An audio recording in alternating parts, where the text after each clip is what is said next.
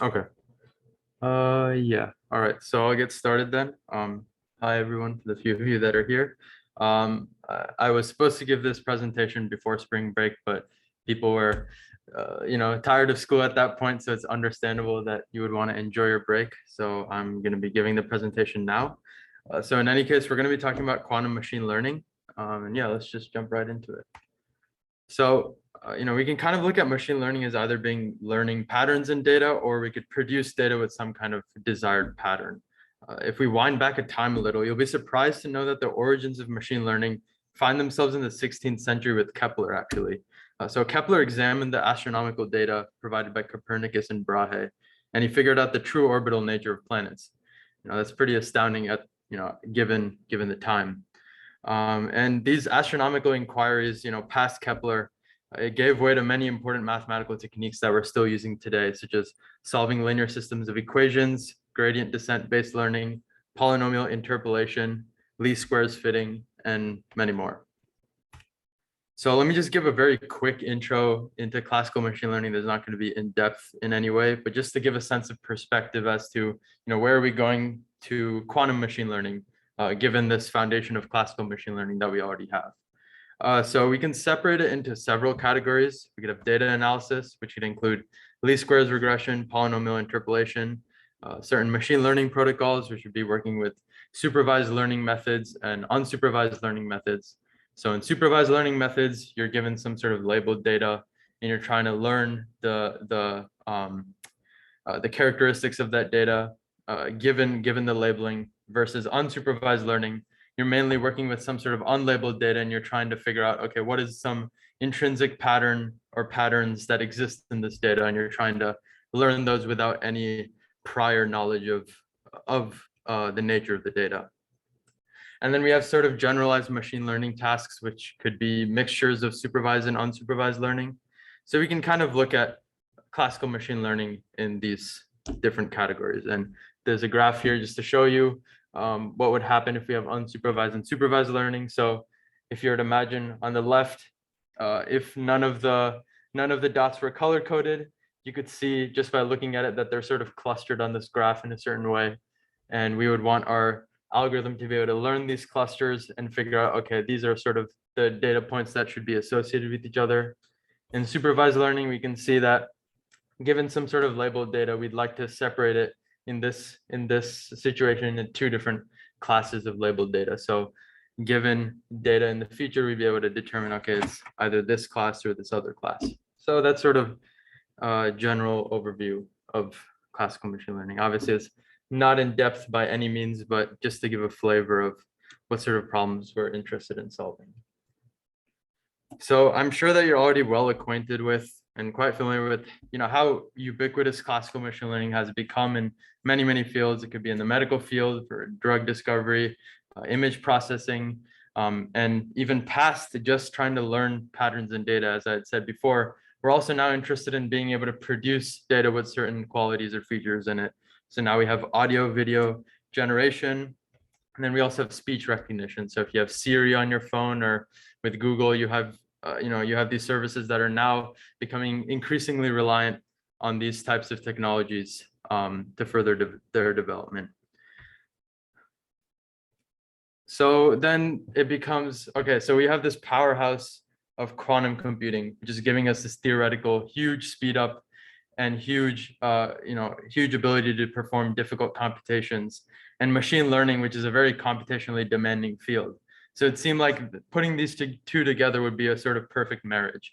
And in theory, yeah, this gives us quantum machine learning.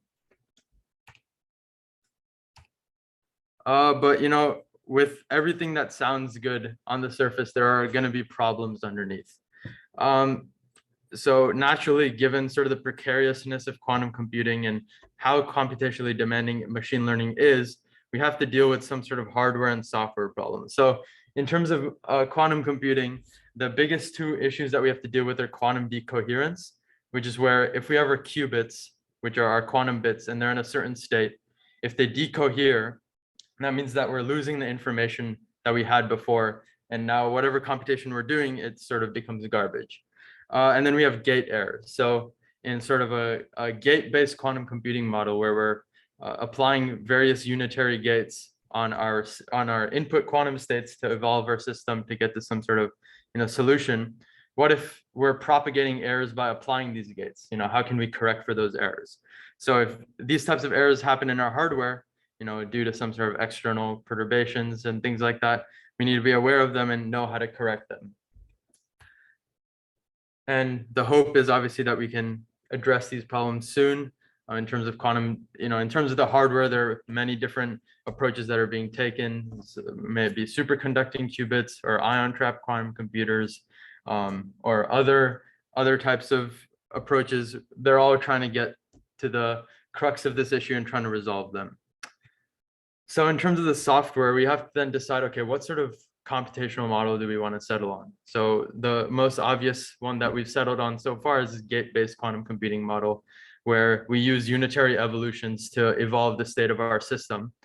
But there are other more complex models. If you could take certain quantum systems and be able to evolve them by, I don't know, one example is, let's say we have two particles and we'd like to exchange them in some way, and we do some sort of braiding.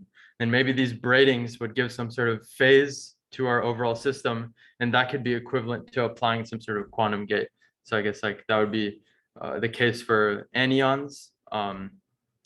Other models could be fine-tuning the parameters of some Hamiltonian and just evolving something in the ground state of that Hamiltonian and just evolving the Hamiltonian so that we get to our desired ground state, which would then be the solution of our problem that we're trying to solve. So these types of things are ways that we can define models of computation. And then other than that, there's also scalability, because of course, if we are able to solve small problems, that's all well and good. We want to solve these big problems that have a lot of that are very computationally demanding, and knowing how to do that in the most efficient way possible is important. Okay, are there any questions so far? Any clarifications? No, okay. All right, so now I'll start to move into, what is quantum machine learning trying to be focused on right now? So there are linear algebra applications, and then there's BLAS, or basic linear algebra subroutines. So basically, it's a lot of linear algebra. There's also QML is also being studied for various optimization problems as well, but that will also sort of fit into one of these subcategories.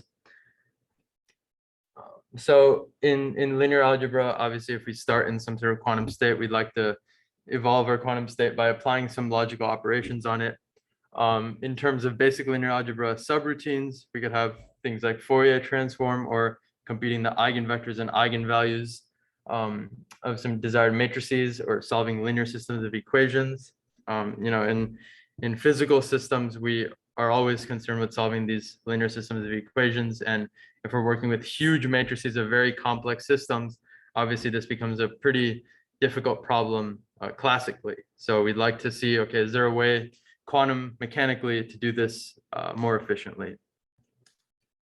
So this is sort of a table of certain quantum machine learning algorithms, and seeing what sort of speed ups they could theoretically experience over classical machine learning algorithms. So we see that, for example, like the classical Boltzmann machine scales as O to the square root of n, versus the quantum Boltzmann machine, which scales as O log n. But obviously they give that important disclaimer that there are some caveats that limit the applicability of these, generally saying like, oh, okay, in all cases, this is the sort of time complexity we're going to expect to see. But that's obviously not going to be the case, because as I said before, our quantum computing in general is pretty finicky. So we have to be aware of that when sort of giving these theoretical bounds. So yeah, I guess I can give you guys just a little bit to stare at that.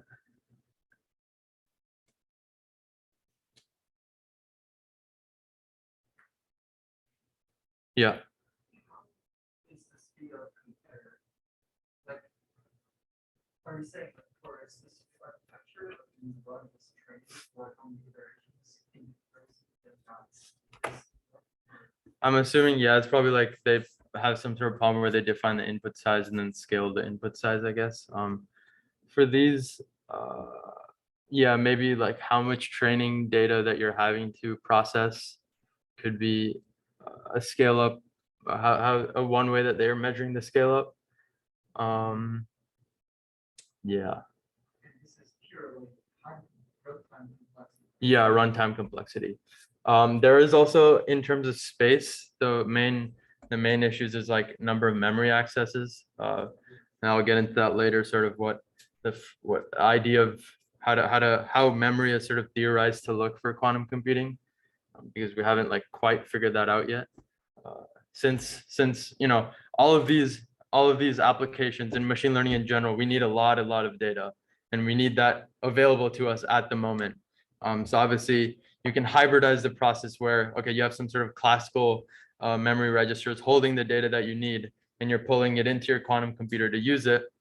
But ideally, we just want to have one system that's self-contained, and you have all your quantum data or classical data represented in your quantum computer, and you're able to just pull from it. So that I'll go into that a little bit more later. Okay, so now we'll start looking at some more specific examples. So if you've taken classes like 16B, you're probably familiar with principal component analysis. So what does the quantum version of this look like? In simplest terms, we're trying to diagonalize the covariance matrix that we see there. And for right now, I'm only going to be looking at applications where we're working on classical data. But as I was saying before, since we're working with classical data, we need some place to store this classical data. So we need some nice way of converting our data classically into some sort of quantum state, because in our quantum computers, we're only dealing with quantum states. So how would we do that? So basically, we need some sort of quantum memory, quantum random access memory, where we keep our quantum states. So I'll expand on that on the next slide. So in a classical computer, the RAM for random access memory, n bits are mapped to 2 to the n distinct memory cells. So if you have n bits, each bit has 2 possible states, 0 or 1. So we can represent up to 2 to the n different pieces of memory, or has different 2 to the n distinct memory cells. In QRAM, if we have n qubits, then we can map that to n memory cells, where n would be 2 to the n. In this case, that's given the size of our Hilbert space. So we could see that this is a pretty large qubit overhead. And right now, given the sort of the theoretical, or I guess there's also there has been some experimental work in this area as well. And they found that these memory calls, these memory accesses are pretty costly. So that's why a lot of the time in QML, there are these hybridized approaches where your data and all of that is stored classically. Okay, so then continuing with the quantum PCA. So we're going to assume that the dimension of our vectors is some d, where d is equal to 2 to the n for some integer n. And this is so that we can map our data easily onto our Hilbert space. Since our Hilbert space for our qubits, every qubit has some 2-dimensional Hilbert space, and if we tensor product that across n qubits, then we'd have some 2 to the n dimensional Hilbert space. So if our classical data is already in some similar form, then be easy to map it over in that way. So we see that there's some definite speed up happening in terms of the time complexity. So in the classical time complexity, it's scaling as order d squared, versus in the quantum case, it's scaling as log n squared.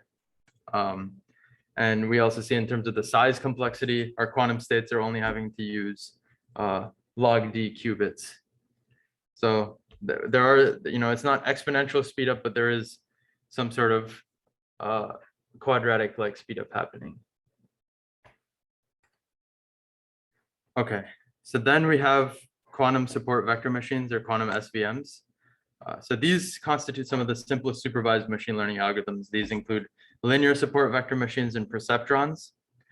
So the quantum SVM exists as sort of the canonical example for QML techniques. And basically we would take in our input data through some sort of QRAM, as we saw for the quantum PCA. And then we use processes such as quantum phase estimation and quantum and matrix inversion. So like the HHL algorithm. And that would sort of be how we would map our classical SVM to a quantum problem. And there are also some theoretical speedups that they're saying here. So our operations would take log n versus the classical algorithms.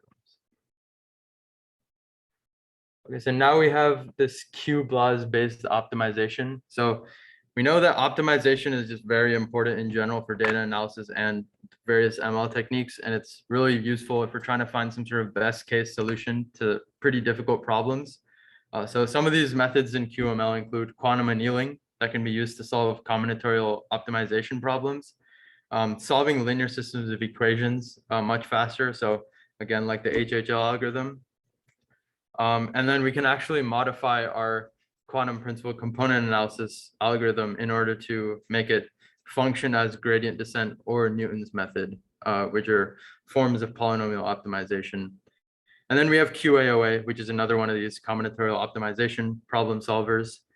And then within that, we can also have things like variational quantum eigensolver and things like that. So as we see, optimization is a pretty important, aspect of machine learning tasks. And that's why it's important that we figure out a way to map it to quantum computers. Okay, then we have deep quantum learning. So so far, theoretically, we've seen that it seems like quantum annealers and then photonic circuits, which are basically this, using light or photons for computing, and they've been determined to be the most suitable for these deep quantum learning applications. So we can take, for example, the simplest deep neural network would be a Boltzmann machine. So in the Boltzmann machine, training is done by adjusting the interactions between bits so that it follows this Boltzmann-Gibbs distribution. And basically the quantum version of this takes neural networks and expresses it in terms of interacting quantum spins, which follow this tunable Ising model. And then our quantum spins would be our units that we're using for training, analogous to the bits that we use in the Boltzmann machines. And one really nice thing about these deep quantum learning applications is that you don't really require these general purpose quantum computers. So when I say general purpose, I would mean that they're fault tolerant and they're error correcting. So error correcting would mean that, okay, let's say that some sort of gate error has occurred or some sort of error has happened to our qubits. Then we can correct these errors using some sort of error correcting code. If they're fault tolerant, that means that in the process of correcting these errors, there are we have other processes put in place so that in the process of correcting errors, we don't create more errors. So that's sort of what it means to have these general purpose quantum computers. But the nice thing is for these deep quantum learning applications, we don't need them. So that's why things like quantum annealers are nice for this. So quantum annealers, the basic idea, I guess, is you define some sort of Hamiltonian for your problem. I guess I explained this a little earlier. You define some sort of Hamiltonian for your problem and you start in a ground state of this Hamiltonian and you tune the parameters to get to your desired solution. So for these applications, you can't do universal quantum computing, but it's good enough for these sort of optimization type problems. And quantum computers can also provide other advantages in this domain, such as quadratically faster thermalization of our problems, acceleration of the Boltzmann training, and then also quadratically less accesses to our data if we're using something like a QRAM. So far, we've seen that, we've only looked at applications of quantum techniques to classical data, but, the obvious question is, what about quantum data? If we have these quantum computers, it would make the most sense that we're applying them to quantum data. So this is actually one of the most immediate applications. So in this case, we don't have to do any of this shifting over from classical data to quantum data. We can just directly apply our quantum algorithms to the data that we have. And we can see that as opposed to classical computers being applied on quantum data, we can now use quantum computers being applied to quantum data, and we can experience these types of speedups. And then obviously we have quantum simulators, which are then applied to quantum systems to simulate these quantum systems. So I guess Richard Feynman, that was his initial idea with, why we should have quantum computers. If nature itself is quantum mechanical, then it would make the most sense to have computing devices which sort of mimic nature, and therefore, we can learn the characteristics of nature using these quantum simulators. So these methods don't require QRAM, and for that reason, we can have exponential speedups as opposed to some of the other applications we were looking at before. So now we want to see, okay, what are some of the major challenges that we face when we're designing these quantum systems? So one of them is tuning our quantum gates to meet threshold requirements. So when as I was saying before, when we apply quantum gates, there's always a chance that the gate is going to be erroneous, and that could cause some sort of propagation of error, and we don't want that. So we need to make sure that the quantum gates that we're applying have a good enough threshold so that we can have fault tolerant quantum computing, and we don't have to worry about having erroneous computations happening all the time. So that's one of the biggest things that we need to face. And QML actually helps with this using a variety of different approaches. So you can actually use genetic algorithms that can reduce our digital errors or experimental gate errors. You can also use stochastic gradient descent. And then something called dynamical decoupling systems. And that can also protect quantum states from decohering. So it's interesting that we can actually apply not only map classical machine learning over to quantum machine learning, but actually use machine learning in order to protect the states, protect our quantum states, and sort of protect the integrity of our quantum system. And another important area is actually being able to control your quantum system. So again, some of the approaches to this are using genetic algorithms and reinforcement learning.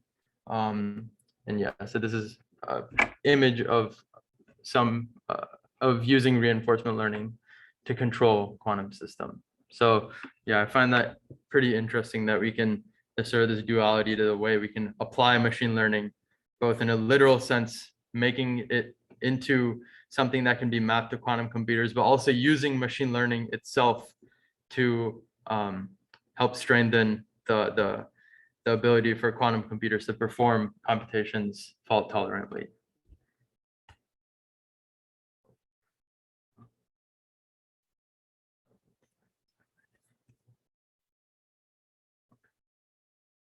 So some of the future prospects are that we have these, right now we have pretty small quantum computers if you think about it. For many of these algorithms that we're looking at, some of the more famous ones you might have heard of, like Shor's algorithm, Shor's prime factorization algorithm, or things like Grover's search. This requires a huge qubit overhead, something in the order of like millions of physical qubits, which would then map to something like 1,000 encoded qubits, which we would actually use for our computation.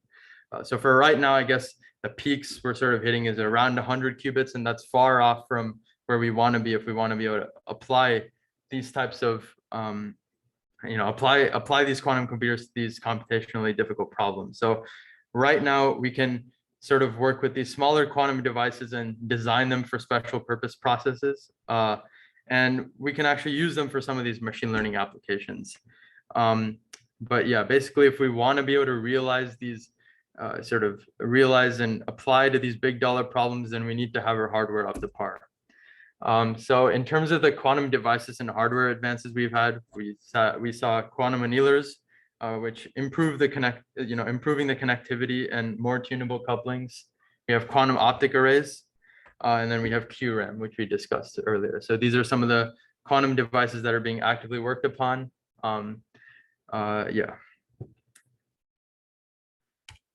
So basically, sort of to wrap this up, there are four main problems that we want to be looking at. There's the input problem, which is basically saying, how do we read our data? If we're working with classical data, this involves mapping our classical data over to some sort of quantum states. And that's pretty difficult. Obviously, if we're working with quantum data, then it's already in the form that we want, so we can apply it pretty readily. Then there's the output problem, which is basically saying, okay, now that let's say we applied our quantum machine learning algorithm or any other algorithm for that matter, and we get back our quantum state. okay, well, this doesn't really mean anything to us because we want to, we process information sort of classically, since that's what we've been used to for the most part. So the sort of one approach to do this is that if we have a quantum state, we can measure it using certain operators of our choice to sort of extract information that we want and that is important to us. Then there's the costing problem, which is actually determining, okay, given some sort of problem, how many gates do we think we'd need? Because if we have a very long circuit, then the chances are that our qubits are going to decohere over that time, and our computation is going to be garbage every time. So we want to know, okay, is there a way to figure out some sort of optimal number of quantum gates that we can use for a problem? And then finally, the last question is the benchmarking problem. And this is probably the most important question of all, is that are quantum algorithms actually going to be better than classical algorithms? And a lot of the time with the hype of these quantum devices and quantum computers, it may seem like, oh, this is the wave of the future. This is the direction that we have to push in hardest. But we have to remember that, in certain cases, we found that even classical computers are still able to outperform quantum computers in certain regards. So if we have parallel development happening with classical computers as well as quantum computers, then we can actually start to see and start to know for real, are quantum computers better than classical computers in all cases? And we have to be honest with ourselves in terms of, okay, in this case it's not, and in this case it is. So, and then, move onward with development in that way. So yeah, I don't have anything else. That's pretty much it. Are there any other last questions? It's a really nice review of what's there and what's left for us to solve. I would probably add a little bit more about the material aspect of the whole technology. Yeah, I think I should have added that. Ideas are always there, but it takes that silicon to make it technology. Yeah. And you're missing that in the world of quantum. Yeah, that I think above everything else, like all the theory that's come out, that's all fine, but above everything else, is if the hardware isn't up to par, then none of this theory is ever going to see the light of day. So if we figure out the hardware, then the rest will start to sort of trickle down, and then we'll really see how accurate the theory is, and I think that'll be exciting. But yeah, that's probably the biggest bottleneck right now. The very first transistor was made of germanium. Right? Yeah. But it never became a technology until we switched from germanium to silicon. Yeah. So probably they need to find that silicon for the quantum. Yeah, exactly. Like you correctly mentioned, superconducting, the qubits are very, very promising. Yeah. Ion traps are also very promising. But the problem is you have to operate them at low temperature. Yeah, very low temperature. And low temperature means sophisticated equipment, a lot of money for cooling these systems. Yeah, exactly. And if you think about it, imagine instead of this laptop, it's very light and a small one, you have to carry this tank of liquid on your back, moving around to operate the system. Right? Yeah. So another direction that probably is worth looking into is to develop superconductors that can operate at room temperature. Right? That's been the dream for almost ever. And now we're getting closer and closer to higher temperatures. We're not quite there, but there are some at least ways of looking at the problem. Yeah. So yeah, finding material and then eventually the technology. You guys are all from electrical engineering. No, we have different majors. Different majors. The microelectronic application. That's also one of the key parameters. You have to tune it again to be able to find and fabricate devices with better coherence. Yeah. Right? So, for example, like you said, the decoherence, the short decoherence time is the big problem in these superconducting. And when you look at different sources that contribute to the decoherence, it boils down to the low quality interface between different materials that you have to put together to make the students. So one immediate answer is that, okay, is there any way that I can improve my fabrication process? This is another direction that I guess is also worth looking at. Yeah, yeah, Very fine, yeah, no, definitely. but very nice review on people have done and what are in the book. Thank you. Yeah. If there are no other questions, I guess we can end the recording.